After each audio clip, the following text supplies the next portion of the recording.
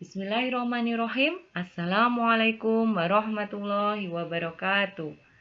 Selamat pagi anak-anakku kelas 6 yang soleh, yang solehah, yang hebat dan cerdas. Bagaimana kabar kalian hari ini? Tentunya selalu sehat dan semangat dalam mengikuti pembelajaran online. Pastikan kalian sudah menunaikan ibadah sholat duha sebelum kalian mengikuti pembelajaran online. Pada hari ini, kita akan lebih memperdalam materi bahasa Indonesia tentang menentukan kalimat utama dan kalimat penjelas lewat pembahasan kumpulan soal tentang kalimat utama dan kalimat penjelas. Sebelum kita masuk ke pembahasan kumpulan soal, mari kita mengingat bersama dulu materi yang sudah kita pelajari sebelumnya, yaitu tentang apa itu kalimat utama dan apa itu kalimat penjelas. Kalimat utama adalah kalimat yang memiliki dua unsur penting di dalam suatu paragraf, yaitu ide pokok paragraf dan juga topik yang akan dibahas dalam paragraf tersebut. Nah, letak kalimat utama dalam sebuah paragraf itu ada yang di awal paragraf, ada yang di bawah atau belakang paragraf, dan ada juga yang terletak campuran atau di awal dan juga di belakang paragraf. Masing-masing letak kalimat utama di sebuah paragraf itu bisa kita cari dengan kata kunci yang sudah kita pelajari sebelumnya. Letak kalimat utama di awal paragraf. Kata kuncinya, kita harus fokus di kalimat kedua. Jika di kalimat kedua ini terdapat repetisi atau pengulangan kata dari kalimat ke satu, ada kata tunjuk, ada kata ganti orang, berarti secara otomatis kalimat utama paragraf tersebut terletak di awal paragraf. Nah, selanjutnya, letak kalimat utama di bawah atau akhir paragraf. Kata kuncinya, kita harus fokus di kalimat terakhir. Jika di kalimat terakhir itu mengandung simpulan yang biasanya ditandai dengan kata hubung oleh karena itu, oleh sebab itu, dengan demikian, jadi bisa kita pastikan bahwa kalimat utama paragraf tersebut terletak di bawah atau akhir paragraf. Nah, selanjutnya, letak kalimat utama campuran. Apabila semua ciri dari kalimat utama awal dan kalimat utama bawah itu tadi ada dalam sebuah paragraf, berarti letak kalimat utama paragraf tersebut adalah campuran, yaitu di awal dan di bawah paragraf. Selanjutnya, kalimat penjelas. Kalimat penjelas adalah semua kalimat lain dalam suatu paragraf selain kalimat utama. Jadi kalimat penjelas merupakan kalimat lain selain kalimat utama dalam sebuah paragraf. Atau bisa dibilang kalimat penjelas itu sisanya kalimat dari paragraf itu selain kalimat utama. Nah, sekarang kita masuk ke pembahasan kumpulan soal tentang kalimat utama dan kalimat penjelas. Soal yang pertama, di sini Bu Ika ada sebuah paragraf yang sudah Bu Ika beri nomor di masing-masing kalimatnya. Rumah temanku sungguh tampak mewah mengagumkan. Dinding-dinding rumah bagian dalam dihiasi permata. Lantainya terbuat dari marmer. Pintu-pintu kamar terbuat dari emas. Meja, kursi terbuat dari bahan aluminium dan monel. Paragraf ini terdiri dari 5 kalimat. Nah, mari kita coba analisis letak kalimat utama dari paragraf ini. Kita analisis dari yang pertama, yaitu letak di awal. Apakah ada kalimat utama di awal paragraf? Kita fokus dulu di kalimat kedua. Dinding-dinding rumah bagian dalam dihiasi permata. Apakah ada pengulangan kata di kalimat kedua ini yang sama dengan kalimat ke-1? Ternyata ada. Di sini ada kata rumah. Dan di kalimat ke-1 juga ada kata rumah. Berarti kita simpan dulu. Ternyata dalam paragraf ini ada kata yang diulangi atau ada repetisi. Selanjutnya, coba kita lihat dulu di akhir paragraf. Apakah juga menunjukkan kalimat utama? Akhir paragraf berarti kalimat nomor 5. Meja kursi terbuat dari bahan aluminium dan monel. Apakah ini merupakan simpulan? Apakah ada kata penghubung oleh karena itu, oleh sebab itu, dengan demikian jadi? Ternyata tidak ada. Berarti kalimat terakhir dalam paragraf ini bukan kalimat utama. Secara otomatis, hasil analisis kita menunjukkan bahwa kalimat utama dalam paragraf ini terletak di kalimat ke-1, yaitu rumah temanku sungguh tampak mewah mengagumkan. Selanjutnya, mari kita tentukan kalimat penjelasnya. Jika kalimat ke-1 sudah merupakan kalimat utama, otomatis sisanya dari paragraf ini merupakan kalimat penjelas, yaitu kalimat kedua, 3, 4, dan 5. Yang berbunyi, dinding-dinding rumah bagian dalam dihiasi permata, lantainya terbuat dari marmer, pintu-pintu kamar terbuat dari emas, meja kursi terbuat dari bahan aluminium dan monel. Itulah kalimat penjelas dalam paragraf ini. Jadi dalam paragraf ini kalimat penjelasnya itu ada 4 kalimat, yaitu kalimat kedua, kalimat ketiga, dan kalimat keempat, serta kalimat kelima.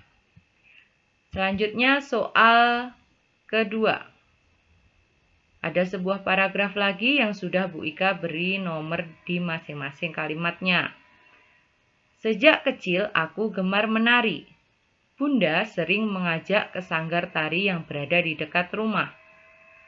Aku sering ikut belajar menari bersama murid di sanggar tersebut. Selain itu, pelatih di sanggar tari tersebut juga mengajariku tentang kesabaran dan disiplin dalam hal menari. Oleh karena itu, saya berhasil menjadi salah seorang penari nasional. Nah, dari paragraf ini mari kita analisis satu persatu. Apakah kalimat utamanya terletak di awal, di akhir, atau campuran? Kita lihat dulu di awal paragraf. Kita fokus di kalimat kedua. Bunda sering mengajak ke sanggar tari yang berada di dekat rumah. Apakah di sini ada pengulangan kata? Ternyata tidak ada. Apakah di sini ada kata tunjuk? Contohnya ini, itu, ternyata juga tidak ada. Apakah di sini ada kata ganti orang di kalimat kedua? Ternyata juga tidak ditemukan. Berarti secara otomatis kalimat utama tidak terletak di awal paragraf. Selanjutnya kita analisis bagian akhir paragraf. Kalimat di bagian akhir atau bagian bawah paragraf berbunyi, oleh karena itu saya berhasil menjadi salah seorang penari nasional. Itu bunyi dari kalimat akhir atau kalimat nomor 5 di paragraf tersebut. Apakah kalimat ini menunjukkan simpulan yang bisa ditandai dengan kata penghubung? Oleh karena itu, oleh sebab itu, dengan demikian jadi. Nah, ternyata ditemukan kata penghubung oleh karena itu. Dan kalimat kelima ini merupakan simpulan. Dari analisis kita sudah bisa dipastikan bahwa letak kalimat utama dalam paragraf ini terletak di kalimat akhir paragraf, yaitu kalimat nomor 5. Selanjutnya kita tentukan kalimat penjelasnya. Jika kalimat nomor 5 sudah kalimat utama, berarti kalimat yang lainnya termasuk kalimat penjelas, yaitu kalimat nomor 1, 2, 3, dan 4. Yang berbunyi, sejak kecil aku gemar menari, sampai dengan kata disiplin dalam hal menari. Selanjutnya, soal nomor 3. Ada sebuah paragraf lagi yang sudah Bu Ika beri nomor kalimat. Pendidikan yang paling utama bagi anak adalah pendidikan karakter. Dengan pendidikan karakter yang baik, si anak akan mempunyai pondasi karakter dan mental yang kuat. Orang tua dan guru pun bisa bekerja sama untuk membentuk karakter anak. Jika berhasil, orang tua dan guru akan lebih mudah dalam mentransfer ilmu maupun nasihatnya kepada anak. Jadi, pendidikan karakter harus diutamakan dalam pendidikan. Nah, mari kita analisis bersama-sama. Kita mulai dari awal paragraf. Ingat, fokus di kalimat kedua. Ciri yang pertama, apakah ada repetisi atau pengulangan kata dari kalimat ke-1? Ternyata ada.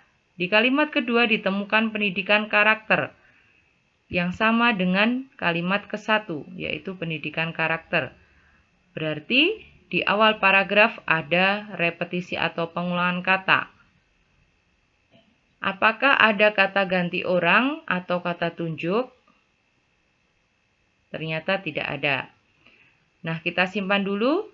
Kita coba analisis akhir paragraf. Akhir paragraf ditunjukkan oleh kalimat nomor 5 yang berbunyi, jadi pendidikan karakter harus diutamakan dalam pendidikan. Apakah kalimat nomor 5 merupakan simpulan? Ya, kalimat nomor 5 merupakan simpulan yang ditandai dengan kata penghubung jadi. Nah, berarti sudah bisa dipastikan di awal paragraf itu ada ciri-ciri yang menunjukkan kalimat utama terletak di awal, dan di akhir paragraf juga ada ciri-ciri yang menunjukkan bahwa kalimat utamanya terletak di akhir. Jadi secara otomatis, kalimat utama dalam paragraf ini terletak di awal dan di akhir paragraf atau campuran. Jadi kalimat utamanya ada 2 dalam paragraf ini, yaitu kalimat ke-1 dan kalimat ke-5. Yang berbunyi, pendidikan yang paling utama bagi anak adalah pendidikan karakter. Jadi pendidikan karakter harus diutamakan dalam pendidikan. Itulah kalimat utama dalam paragraf ini. Selanjutnya kita cari kalimat penjelasnya. Secara otomatis kalimat penjelasnya adalah kalimat ke-2, 3, dan 4. Yaitu mulai dari kata dengan pendidikan karakter sampai dengan nasihatnya kepada anak. Nah, mudah kan menentukan kalimat utama dan kalimat penjelas dari 3 contoh yang sudah Bu Ika berikan? Nah, kita lanjutkan. Masih ada contoh yang lainnya. Di sini juga ada sebuah paragraf. Namun tidak Bu Ika beri nomor kalimatnya. Perayaan Tahun Baru yang berlangsung meriah di Jakarta meninggalkan sejumlah persoalan. Satu di antara persoalan tersebut adalah rusaknya sejumlah taman kota di Jakarta. Kerusakan taman ini seperti terlihat di kawasan Monumen Nasional atau Monas, Jakarta. Hampir semua tanaman hias yang berada di area tersebut rusak akibat terinjak-injak ribuan pengunjung. Ini mohon maaf ada kesalahan penulisan ya. Seharusnya kerusakan taman ini itu harusnya dispasi. Ini ada kesalahan dalam penulisan. Kurang spasi. Lain kali harus teliti dalam menulis ya. Jadi tidak perlu dicontoh ini kesalahan penulisan ini. Nah, dari paragraf ini coba kita analisis lagi bersama-sama. Mulai dari awal paragrafnya, kita fokus pada kalimat kedua. Mana kalimat keduanya? Ini dia kalimat kedua di awal, kalimat kedua di paragraf ini. Apakah ada repetisi atau kata yang diulangi? Ternyata ada kata persoalan yang sama dengan kalimat ke-1. Jadi ada repetisi atau kata yang diulangi. Apakah ada kata tunjuk? Tidak ada kata tunjuk. Apakah ada kata ganti orang? Tidak ada kata ganti orang. Nah, kita simpan dulu. Selanjutnya kita lihat kalimat akhir. Apakah kalimat akhir dalam paragraf ini menunjukkan simpulan? Ternyata kalimat akhir ini tidak menunjukkan simpulan dan juga tidak ditandai dengan kata penghubung Oleh karena itu, oleh sebab itu, jadi dengan demikian. Maka kalimat akhir paragraf ini bukan merupakan kalimat utama. Dari hasil analisis kita, sudah bisa dipastikan bahwa kalimat utama paragraf ini terletak di awal paragraf, yaitu di kalimat ke-1. Perayaan Tahun Baru yang berlangsung meriah di Jakarta meninggalkan sejumlah persoalan. Itu kalimat utamanya. Selanjutnya, kita cari kalimat penjelasnya. Kalimat penjelas secara otomatis sisa dari kalimat selain kalimat utama, yaitu kalimat kedua, 3, dan 4, yang berbunyi, satu di antara persoalan tersebut sampai dengan kata-kata akibat terinjak-injak ribuan pengunjung. Adakah yang belum dipahami? Insya Allah, cara menentukan kalimat utama dan kalimat penjelas itu sangat mudah. Kuncinya, kalian harus hafal apa kata kunci untuk menentukan kalimat utama di awal, di akhir, atau campuran. Kita lanjutkan contoh yang lainnya. Segala sesuatu yang berlebihan bukanlah hal yang baik. Begitu juga halnya dengan mengkonsumsi makanan. Jika kita terlalu banyak makan, juga bisa mendatangkan berbagai penyakit seperti berat badan berlebihan dan serangan jantung. Maka dari itu, makanlah sesuai dengan kebutuhan kita demi menjaga kesehatan. Nah, ini paragraf selanjutnya. Mari kita analisis satu persatu. Mulai dari awal paragraf. Kita fokus di kalimat kedua paragraf ini.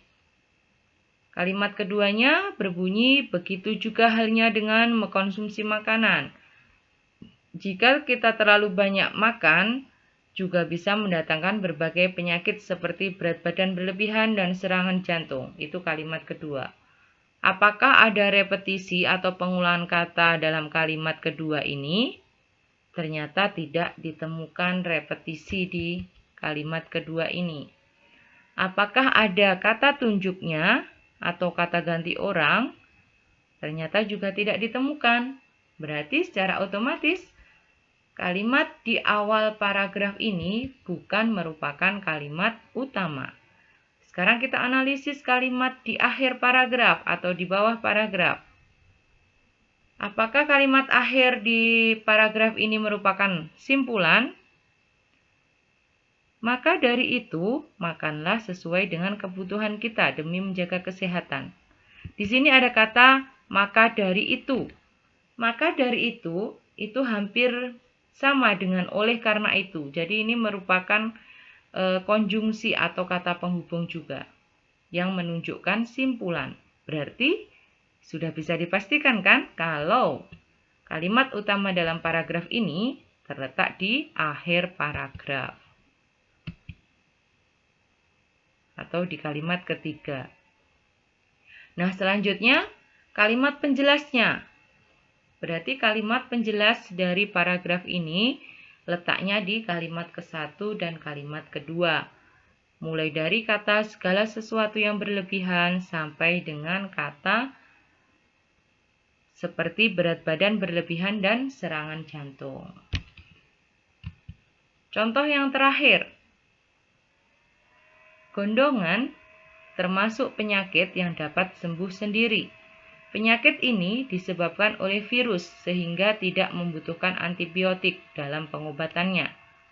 Penderita hanya memerlukan istirahat cukup dan nutrisi yang bergizi untuk meningkatkan daya tahan tubuh. Jika perlu, boleh diberikan obat penurun panas dan anti nyeri. Penderita sebaiknya menghindari makanan asam agar tidak bertambah nyerinya. Selain itu, diberikan makanan lunak untuk memudahkan pengunyahan. Jadi, gondongan sebenarnya tidak perlu diobati karena bisa sembuh sendiri. Nah, mari kita analisis di awal paragraf. Apakah ditemukan ciri-cirinya? Kita fokus di kalimat kedua. Ini kalimat keduanya, mulai dari kata penyakit ini disebabkan oleh virus sehingga tidak membutuhkan antibiotik dalam pengobatannya. Apakah ada pengulangan kata atau repetisi?